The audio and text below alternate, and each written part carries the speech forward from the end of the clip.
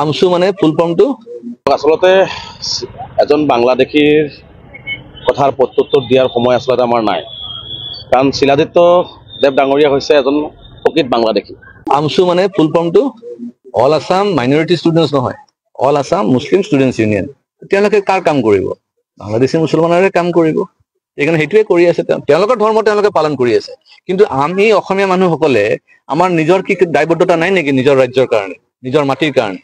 এইকাৰণে যিসকল নিজক মানে এই মাটিৰ বুলি ভাবে, ভূমিপুত্ৰ বুলি ভাবে, তেওঁলোকে নিশ্চয় মাত মাতিব। উচ্ছেদটো গোটেই অসমত হৈ আছে আৰু হৈ থাকিব। মুখ্যমন্ত্ৰী ডাঙৰীয়া আমি ধন্যবাদ জনাওঁ যে ইমান বছৰ পিছত এজন আমি মুখ্যমন্ত্ৰী পাইছো যে ৰিক্স লৈ পেলাই তেখেতে উচ্ছেদ কৰি আছে। আৰু তেখেতে এটা কথা কৈছে যে তেওঁ গোটেই জীৱনকাল লাগি যাব এইটো উচ্ছেদ কৰিবৰ কাৰণে, মানে ইমান মানুহ সোমাইছে। সেইটো আৰু ডাঙৰ কথা। অসমত আমি যেতিয়া অসম আন্দোলন চলি আছে তেতিয়াই গম পাইছিলো যে 80 লাখ বাংলাদেশী মুছলমান আছে। আৰু সেই সময়ত আন্দোলনৰ সময়ত পিছত যদি তেওঁলোকৰ ল'ৰা ছোৱালী পপুলেশ্যন বা আদাৰ ইনফিল্ট্ৰেশ্যন গোটেই কাউণ্ট কৰে তেতিয়াতো কোটিৰ ওপৰত হ'ব। আৰু কোটিৰ ওপৰত যদি মানে আপোনাৰ বাংলাদেশী মুছলমান অসমত ভৰি আছে, তেতিয়া নিশ্চয় ভাবিব পাৰে যে কিমান ভয়াৱহ হৈ আছে। আৰু সেয়াই নহয়, মোৰ যিটো ধাৰণা যে ভাৰতবৰ্ষত গোটেই ভাৰতবৰ্ষৰ বেলেগ বেলেগ ৰাজ্যবিলাকতো একো নহ'লেও 5ৰ পৰা 6 কোটি বাংলাদেশী মুছলমান আছে। আৰু সেইবিলাক মানুহ কিন্তু আমাৰ অসমেদি সোমাইছে। এইকাৰণে এইটো এটা ভয়াৱহ এটা পজিশ্যন আহি গৈছে। কিন্তু এটা কথা কম, এয়া হিন্দুৱে হওক মুছলমানে হওক, ভাৰতীয় নাগৰিকসকলক মই অনুৰোধ কৰিম যে এতিয়া যি প্ৰকাৰে উচ্ছেদ চলি আছে, কোনোবাই সন্দেহযুক্ত মানুহ বা নতুন মানুহ যদি আহি আপোনালোকৰ গাঁৱত যদি বসবাস কৰিব চেষ্টা কৰে বা সোমাব চেষ্টা কৰে, তেওঁলোকক ৰোধ কৰিব লাগে, লোকেল পুলিচ ষ্টেচনক জনাব লাগে আৰু আটক কৰিব লাগে। প্ৰথম কথা হ'ল বাংলাদেশী মুছলমান সোমাল কেনেকে? দ্বিতীয়টো হৈছে যদি সোমাইছে তেওঁলোকে কাগজ পত্ৰ বনালে কেনেকে? আৰু যদি কাগজ পত্ৰ বনোৱাৰ পিছতে যদি ইলিগেলি চৰকাৰী মাটি, ৰিজাৰ্ভ ফৰেষ্ট, আমাৰ সত্ৰৰ মাটি, পিজিআৰ ভিজিআৰ যদি বেদখল কৰিছে, তো এইটোতো ডাঙৰ ইলিগেল কাম। এতিয়া কথাটো হৈছে যে আমি উচ্ছেদ কৰি আছে, আমি নিজে দেখা পাইছো।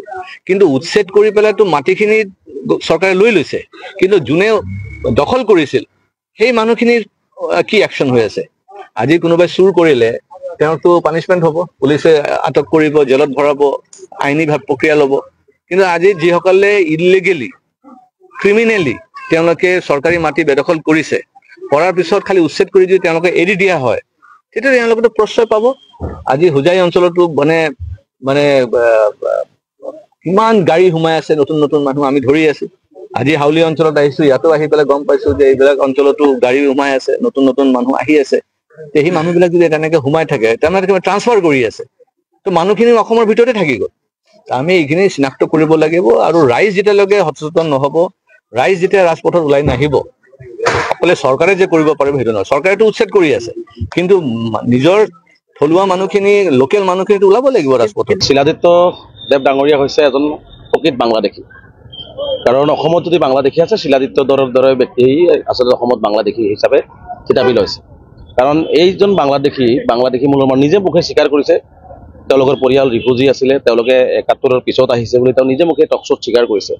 গতিকে তেনেকুৱা এজন ব্যক্তি আজি দেখিছোঁ যে অসম আৰু অসমীয়াৰ জাতিটো ৰক্ষা কৰাৰ কাৰণে হৰ্তা হৈ পৰিছে। আচলতে এইটো এটা হাঁহিৰ কথা হৈ পৰিছে। যিজন মানুহে নিজৰ মাতৃভাষা বাংলা বুলি কয়, যিজন মানুহৰ পাকঘৰ হওক, ডাঙৰ ঘৰ হওক, সকলোতে বাংলা লিখা মেলা কৰে, বাংলাত কথা কয়, আৰু সংবাদ মাধ্যমত আহি অসমীয়া কথা কৈ তেওঁ অসমীয়াটো জাহিৰ কৰিব বিচাৰিছে। আচলতে এয়াও এজন হৈছে নীলাজ, অসমৰ এজন নীলাজ ব্যক্তি, যাৰ কোনো লাজ নাই আচলতে। আৰু এয়াও আচলতে এনেকুৱা ধৰণে অসম চৰকাৰে আচলতে এৰি দিছে।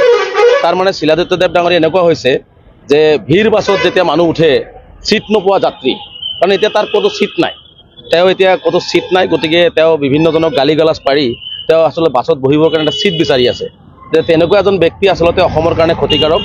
আৰু মই ভাবোঁ যে এই ধৰণৰ ব্যক্তিক অসমীয়া ৰাইজে বৰ্জন কৰা উচিত, কাৰণ এই শিলাদিত্যৰ দৰে ব্যক্তিয়ে আচলতে অসমখন ধ্বংস কৰি পেলাইছে। আৰু আজি অসমীয়া জাতিটোৰ ৰক্ষা কৰাৰ ঠিকা ল'বৰ কাৰণে ওলাই আহিছে। আৰু তেওঁ আজি মই দেখিলোঁ যে তেওঁ এটা কথা কৈছে যে মই যিটো আগতে অভিযোগ কৰিছিলোঁ যে শিলাদিত্য দেৱ বাংলাদেশী যদি অসমত আছে, এই বাংলাদেশীবিলাক অনা নিয়াৰ ক্ষেত্ৰত শিলাদিত্য দেৱ ডাঙৰ এজন ঠিকাদাৰ। কাৰণ ইয়াৰ আগতো তেওঁ বাংলাদেশত গৈ অসমৰ বাংলাদেশৰ পৰা কাগজ পাতি উলিয়াই আনিছে। 2014 চনত হোজাইৰ এজন ব্যক্তিক, চাহা নামৰ এজন ব্যক্তিক বাংলাদেশী ডিক্লেয়াৰ কৰি বাংলাদেশলৈ পঠিয়াই দিছিল তাক ঘূৰাই আনি তেওঁ সজাইত চাহৰ দোকান দি দিছে আৰু তেওঁ কৈছে যে অসমেদি বাংলাদেশীবিলাক